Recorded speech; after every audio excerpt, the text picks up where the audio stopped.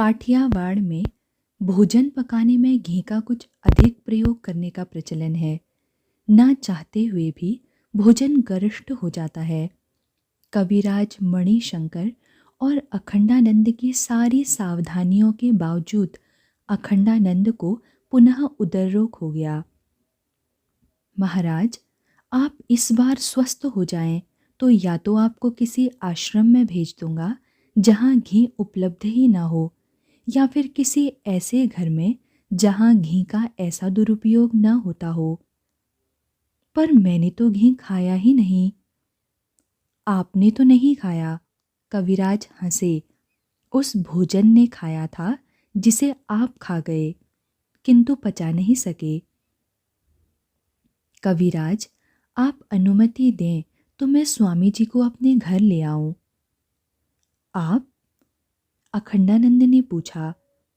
आप सेठ शंकरलाल हैं, कविराज ने बताया। व्यवसाय से बैंकर हैं, अपनी गद्दी है, रुपए पैसे और सोने चांदी का कारोबार है।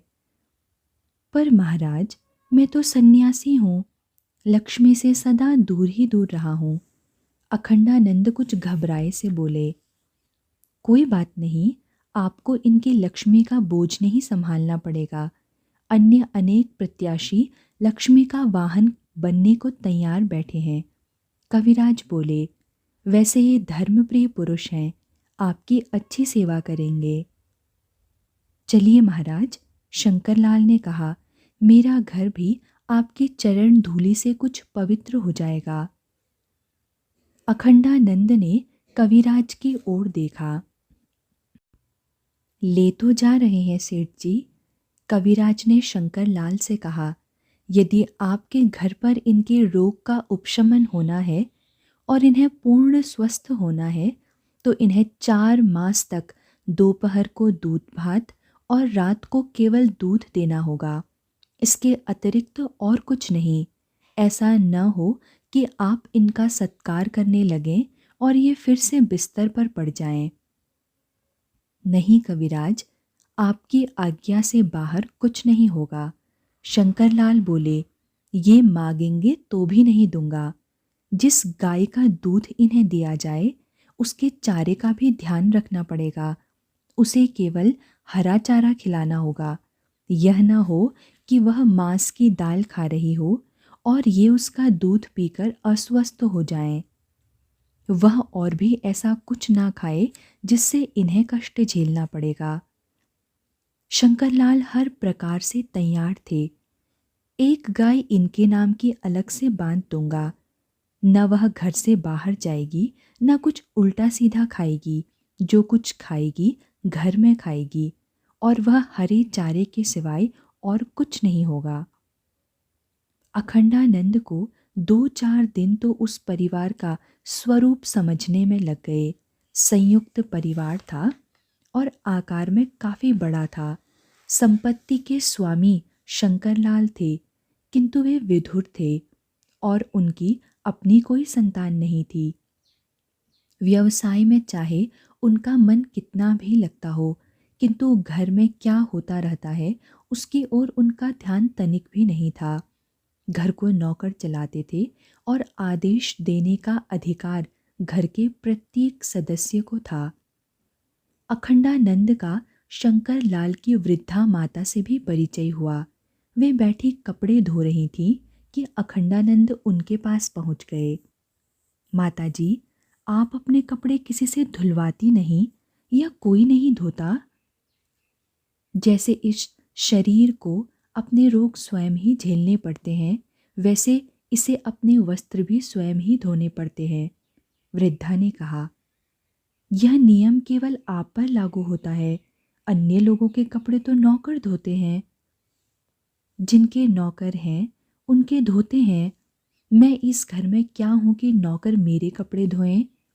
वे बोली, मुझे तो अपना काम स्वयं ही करना है। लाइए, आपके वस्त्र मैं धो देता हूँ। अखंडानंद उनके पास बैठ गए। तुम मेरे नौकर हो साधु बाबा? नौकर नहीं, पुत्र तो हूँ। पुत्र का धर्म है सेवा, अखंडानंद बोले। माँ का काम पुत्र नहीं करेगा तो और कौन करेगा? वृद्धा उठ खड़ी हुई। देखो महाराज, पहले ही जाने किन पापों का फल भोग रही हूँ। अब मेरे सिर पर और पाप मत चढ़ाओ। पुत्र काम करे तो माँ के सिर पर पाप नहीं चढ़ता, पुत्र को पुण्य मिलता है। ना ना, वृद्धा पीछे हटी और सहसा उनका पैर फिसल गया। वे गिर पड़ी। अखंडानंद ने आगे बढ़कर उनको उठाया। उन्होंने देखा कि घर के अन्य अनेक लोगों ने भी वृद्धा को गिरते देखा, किंतु कोई उनकी सहायता को नहीं आया। अखंडानंद वृद्धा को उनके कमरे तक लाए, उनके हाथ से धुले हुए कपड़े ले लिए और उन्हें पलंग पर लेटा दिया। तुम चाहते थे ना सेवा करना, लो तुम्हें सेवा का अवसर मिल गया। वृद्धा ने मुस्कुराने का प्रयत्न किया। गिरने से बचा सकता तो सेवा होती माँ। अखंडानंद बोले, चलिए अब आप लेट जाइए।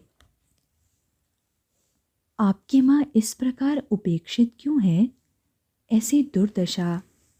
एकांत देखकर अखंडानंद ने शंकरलाल से पूछा, न तो आपके पास धन की कमी है और न ही परिवार में लोगों की, तो माताजी का ध्यान क्यों नहीं रखा जाता? वृद्ध तो हम सभी को किसी न किसी दिन होना है। शंकरलाल कुछ चिंतित दिखे। पुत्र के विवाह के पश्चात तो माँ वैसे ही उपेक्षित हो जाती है, और फिर मेरी तो पत्नी भी नहीं है कि मैं उससे कह सकूं कि माँ का ध्यान रखे। आपकी पत्नी न सही, आपके भाइयों की पत्नियां तो हैं, वे भी तो माताजी की बहुएं हैं। उनके बेटे हैं, वे दादी का ध्यान रख सकते हैं। फिर घर में नौकर है, उनको कहा जा सकता है। माताजी के लिए अलग से नौकर रखा जा सकता है। शंकरलाल कुछ और उदास हो गए। बहुएं तो वे भी हैं, किंतु यदि वे अपनी सास की सेवा नहीं करना चाहती तो मैं क्या करूं? उनको आदेश देने का अधिकार मुझको नहीं है। और मेरे भतीजे। शंकरलाल ने अपना वाक्य अधूरा छोड़कर अखंडानंद की ओर देखा। नया नौकर रखूं तो बहुएं उसे भी अपने काम में लगा लेंगी। बताइए मैं क्या करूं? आप प्रतिदिन प्रातः अपनी माँ को प्रणाम करने जाएं और उनसे उनकी आवश्यकताओं के विषय में पूछें। उनकी आपूर्ति का प्रयत्न करें। सबको जानने दीजिए कि घर का मुखिया चाहता है कि माताजी सुखी रहें। शंकरलाल मौन रहे, जैसे किसी द्वंद्व से जूझ रहे हों। अंततः उन्होंने अपना सिर उठाकर अखंडानंद की ओर देखा। मैं यथासंभव आपकी आज्ञा का पालन करने का प्रयत्न करूंगा। सप्ताह भर बाद वृद्धा ने अखंडानंद को बुलाया। मैं जानती हूँ यह सब कैसे हुआ है पुत्र। क्या हुआ माँ? अब मेरे कपड़े भी नौकर धोने लगे हैं। वृद्धा अति प्रसन्न दिख रही थी। और यह कैसे हुआ है? मेरा बेटा अब प्रातः मुझे प्रणाम करने आता है, वृद्धा ने बताया। मेरा हालचाल पूछता है, अपने हाथों से मेरी आवश्यकताओं की चीज़ें लाकर देता है और जाते जाते मेरी हथेली पर 4 आने रख दे जाता है। उससे नौकर आपके कपड़े धोने लगे? 4 आने पैसे में बड़ी शक्ति है। जिसके हाथ पर भी पैसे 2 पैसे रख दो, वही सेवा परायण हो जाता है। वृद्धा ने कहा, घर में सबको मालूम हो गया है कि शंकरलाल चाहता है कि लोग मेरी सेवा करें। पर सेठ जी सदा घर में तो नहीं होते और आप किसी की शिकायत करती नहीं। सेठ जी नहीं होते, किंतु तुम तो होते हो ना साधु बाबा। वृद्धा को प्रसन्न देखकर अखंडानंद मग्न हो गए। तब अखंडानंद ने कुछ ध्यान से शंकरलाल को देखा। शंकरलाल धर्म भीरू पुरुष थे। वे प्रातः जल्दी उठकर स्नान करते थे, पूजा करते थे, शास्त्रों का अध्ययन करते थे, माला फेरते थे, मंदिर जाते थे और अतिथियों का सत्कार करते थे। उनकी उपस्थिति में घर में भिक्षुकों, ब्राह्मणों तथा साधुओं का सदा स्वागत होता था। रात का भोजन शंकरलाल ऐसे ही लोगों के साथ करते थे। अखंडानंद पढ़ रहे थे कि शंकरलाल आए। आप अभी तक सोए नहीं सेठ जी? अखंडानंद ने पुस्तक पर से दृष्टि हटाई। आपको बिना स्मरण कराए कि रात बहुत हो चुकी है, कैसे सो सकता हूँ? शंकरलाल मुस्कुराए। ओ, अखंडानंद कुछ संकुचित हुए।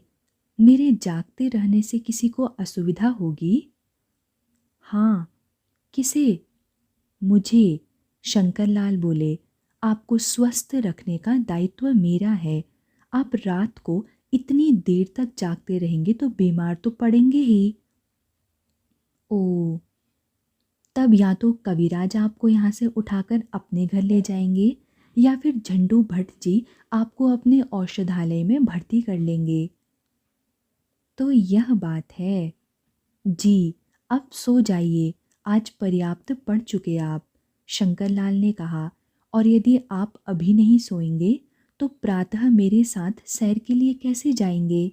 जाएंगे भी तो कुछ अच्छी बातें करने के स्थान पर उबासियां लेते रहेंगे। नमो नारायण। अखंडानंद अपने कक्ष में बैठे पढ़ रहे थे। उन्होंने खिड़की से देखा, द्वार पर एक साधु भिक्षा के लिए खड़ा था। नमो नारायण, साधु ने पुनः पुकारा। मदन भाई घर से निकलकर आया। माफ करो बाबा। मदन भाई घर का सबसे पुराना और अधिकार संपन्न नौकर था। अखंडानंद कुछ चकित हुए। शंकर लाल के घर में एक साधु को भिक्षा से मना किया जा रहा था। इतने बड़े सेठ के घर से साधु को भिक्षा नहीं मिलेगी, साधु कह रहा था। साधु को भिक्षा क्यों नहीं मिलेगी, किंतु यहाँ एक साधु प्रतिदिन भोजन करते हैं, दोनों समय। अब कितने साधुओं को भोजन कराएंगे हम? एक ही काफ़ी है, दूसरे के लिए अवकाश नहीं है। जाओ, माफ करो। क्षण भर में ही अखंडानंद के लिए सारा भूमंडल घूम गया। वे जैसे बैठे थे वैसे ही बाहर निकल आए। आज मैं घर पर भोजन नहीं करूँगा, तुम इन साधु को भोजन करा दो, अखंडानंद ने मदन भाई से कहा और बाहर चले गए। वे कुछ सोचकर बाहर नहीं निकले थे। कहीं जाने की कोई योजना मन में नहीं थी। अभी थोड़ी देर पहले ही उनके मन में आया था कि शंकरलाल आने ही वाले होंगे। उनके आते ही भोजन की तैयारी हो जाएगी। भोजन के समय या भोजन के बाद संभव है सेठ जी कोई जिज्ञासा कर बैठें। ऐसे समय में लंबी धर्म चर्चा हो जाती है। और कहाँ अब वे स्वयं ही घर से निकल आए थे। कह आए थे कि भोजन नहीं करेंगे, तो भोजन के समय लौटना भी नहीं था।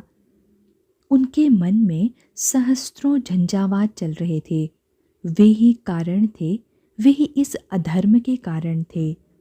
वे ही अन्य साधुओं का भोजन छीन रहे थे। वे ही शंकर लाल के दान पर सर्प के समान कुंडली मारकर बैठे थे। बहुत दिन रुक गए यहाँ, इससे अपना ही घर समझ बैठे।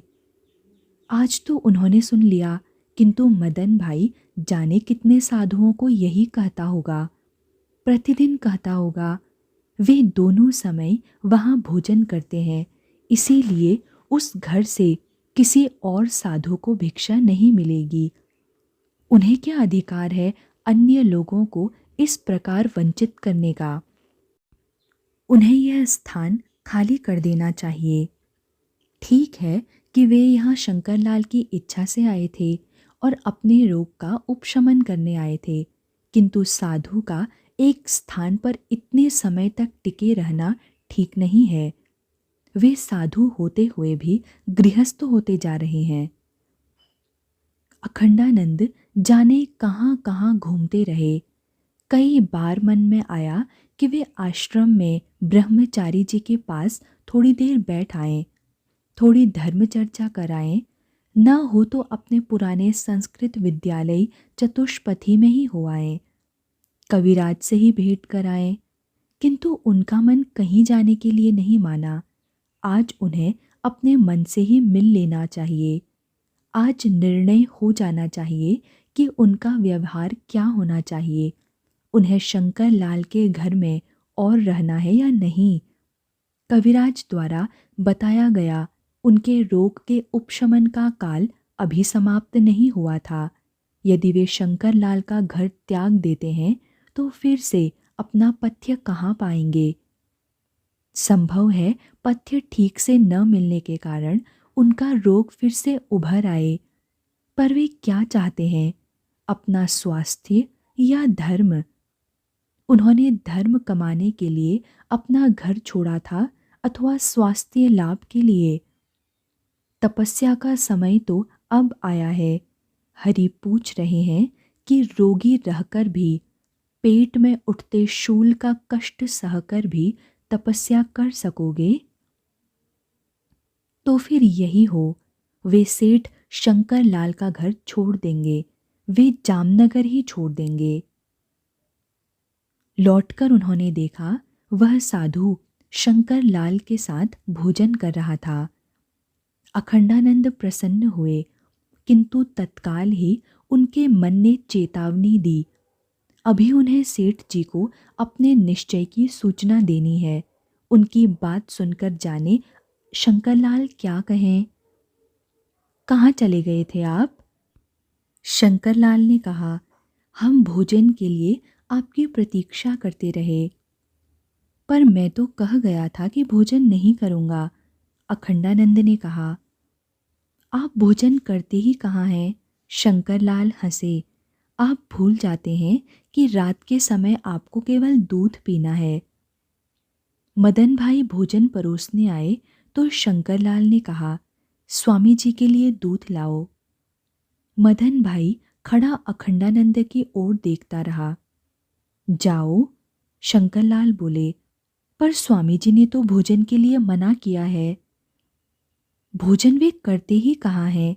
शंकरलाल बोले, मैं भी तो दूध लाने के लिए कह रहा हूँ।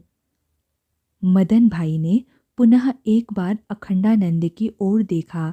शायद वे मना कर दें, किंतु उन्होंने कुछ नहीं कहा। मदन भाई दूध ले आया। मदन भाई, शंकरलाल ने कहा, तुम्हें तुम्हारा वेतन समय से मिलता है? बराबर मिलता है सेठ जी। पेट भर भोजन मिलता है? हाँ सेठ जी। तुम्हें इस घर में किसी प्रकार का अभाव दिखाई देता है? नहीं सेठ जी। तो जब भगवान की कृपा से हमें किसी प्रकार की कमी नहीं है तो उस साधु को भिक्षा क्यों नहीं दे सकते? मोटा भाई मना करते हैं। मदन भाई ने तत्काल कहा, वे कहते हैं कि स्वामी जी के प्रभाव से इस घर में दान की मात्रा कुछ अधिक ही बढ़ गई है। सेठ जी कुछ अधिक ही धार्मिक होते जा रहे हैं। हमारा धन धूलि के समान लुटाया जा रहा है। मोटा भाई से कहो, उन्हें जो बात कहनी है मुझसे कहें। बड़ी बहुरानी, चुप रहो और मेरी बात सुनो। शंकर लाल ने उसे धमकाया। आज से इस घर से कोई साधु भूखा नहीं जाएगा। तुम किसी साधु का तिरस्कार नहीं करोगे। 40 साधु भी आए तो उनको भोजन दोगे। बड़ी बहू मना करे तो? माता जी से पूछो, मुझसे पूछो। घर है या सदाव्रत? और फिर मानो भी तो किसकी मानो? मदन भाई बड़बड़ाता चला गया। आप लोग मदन भाई की बात का बुरा न माने।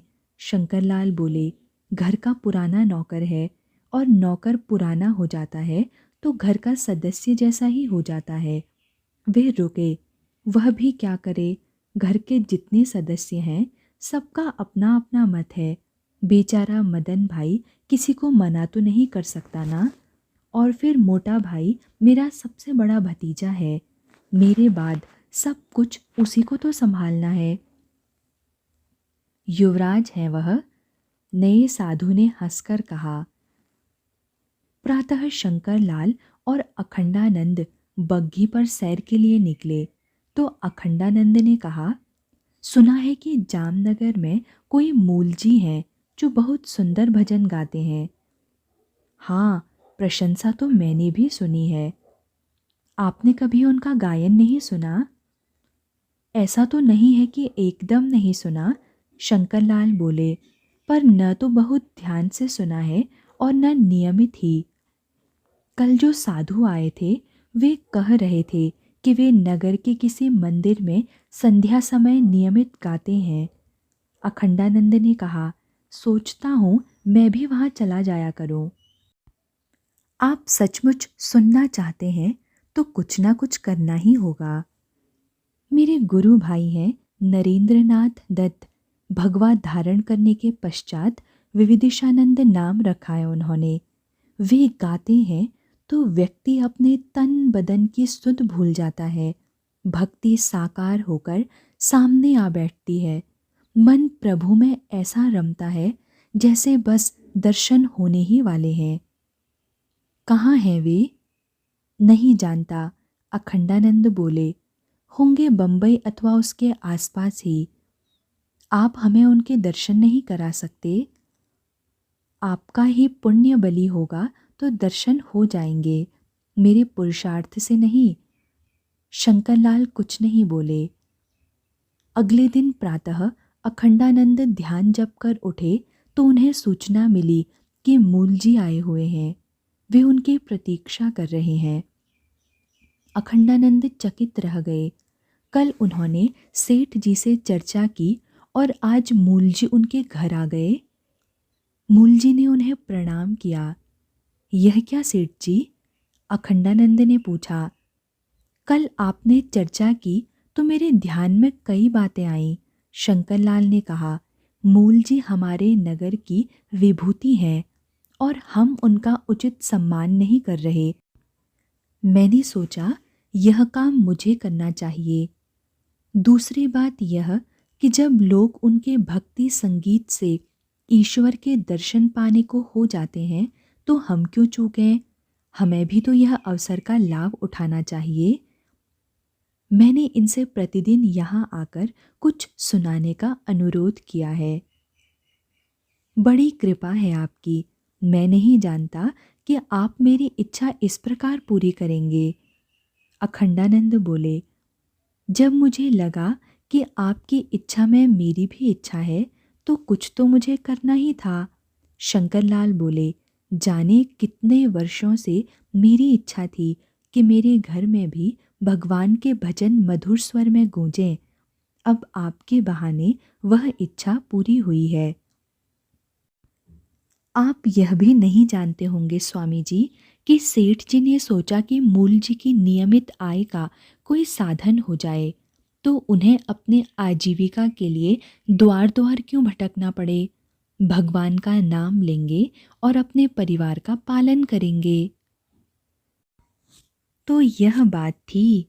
मूल जी को नियमित रूप से घर पर आकर गाने के लिए नियुक्त कर दिया था सेठ शंकरलाल ने। मूल जी ने उस दिन बहुत तल्लीन होकर गाया। अखंडानंद और शंकरलाल तो थे ही, घर की सारी महिलाएं भी आ गई थी। अन्य पुरुषों में से कोई नहीं आया था। मोटा भाई ने काम के बहाने से अपनी पत्नी को भी वहां नहीं बैठने दिया था। दोपहर के भोजन से पहले अखंडानंद ने कुछ चकित भाव से देखा कि आज शंकरलाल की वृद्धा माता के सदा खाली रहने वाले कक्ष में बहुत भीड़ थी। जाने कैसी सभा हो रही थी। अखंडानंद ने अधिक ध्यान नहीं दिया। वह सेठ जी के परिवार का मामला था। उसमें लिप्त होना एक सन्यासी के लिए उचित नहीं था। किंतु उस सभा के समाप्त हो जाने पर माता ने उन्हें बुला भेजा। उन्होंने जाकर माता को प्रणाम किया तो वृद्धा ने उन्हें बैठ जाने के लिए कहा। क्या बात है माता, कैसे स्मरण किया? हम माता को गुजराती में बा कहते हैं। बा कहो। कैसे स्मरण किया बा? पुत्र, शंकरलाल को धर्म की ओर मुड़ते देखकर मुझे प्रसन्नता होती है। बा ने कहा, किंतु उनके भतीजों को लगता है कि शंकर लाल पर तुम्हारा प्रभाव बढ़ता जा रहा है। यह उन्हें शुभ नहीं लगता। मेरा सबसे बड़ा पोता, शंकर लाल का सबसे बड़ा भतीजा, मोटा भाई बहुत व्याकुल है। वह किसी भी प्रकार इस प्रभाव को रोकना चाहता है। केवल मोटा भाई? नहीं, वे सारे ही। मोटा भाई बड़ा होने के कारण उनका नेता है। मोटा भाई को एक सन्यासी का प्रभाव अशुभ लगता है? हाँ, क्योंकि सन्यासी के प्रभाव में शंकरलाल अच्छा व्यवसायी नहीं रहा है। बा ने कहा, धन के प्रति उसका दृष्टिकोण बदल रहा है। आप क्या चाहती हैं? मैं चाहती हूँ कि घर में क्लेश ना हो। ठीक है, मैं वही करूँगा जिससे घर में क्लेश ना हो। अखंडानंद ने शंकर लाल से विदा मांगी। तत्काल सारे घर में समाचार फैल गया कि सन्यासी घर छोड़कर जा रहे हैं। सबने उनके चरण छूकर उनको प्रणाम किया, किंतु शंकर लाल के जैसे प्राण निकल गए। क्यों जाना चाहते हैं आप? क्या कष्ट है आपको इस घर में?